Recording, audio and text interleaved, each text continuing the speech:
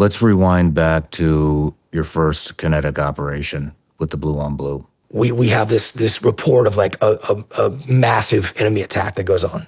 So our SEAL sniper element is reporting the attack. Then all of a sudden we also get a report that there's a report that the insurgents are attacking the Iraqi unit that's out there. There were some issues I won't get into on the communication side, as well, that kind of broke down passing communications. Jocko's out there on the battlefield. He shows up there. He knows that his guys are in trouble. They're calling for heavy QRF, right? They want tanks. That means they're in a dire situation. They feel like they're about to be overrun. And so Jocko shows up there with the command and control element. He moves up, sees the Anglico officer, right? The Air Naval Gunfire Liaison officer that's there to coordinate an airstrike on a building. There's red smoke marking where the enemy is. He knows that the sniper team is in there somewhere or should be close by. And so he's kind of trying to deconflict what's going on. Mm-hmm. And he went up and kicked the gate open. And it was Tony, my platoon chief on the other side, was like, and realized like this is a blue on blue situation. They were all convinced, I think, that they were about to die. I mean, they had moved.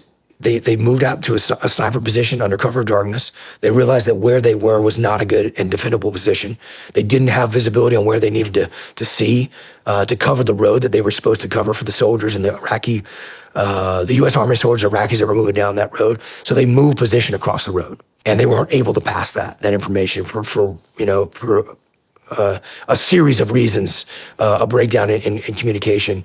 Then the Iraqi soldiers were out of sector. So it was supposed to be like hours before they were clearing.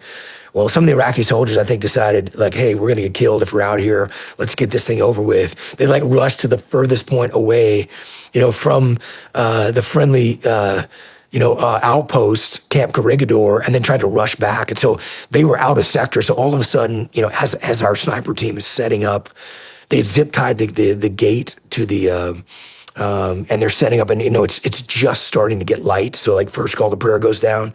So night vision doesn't work, but you can't really see.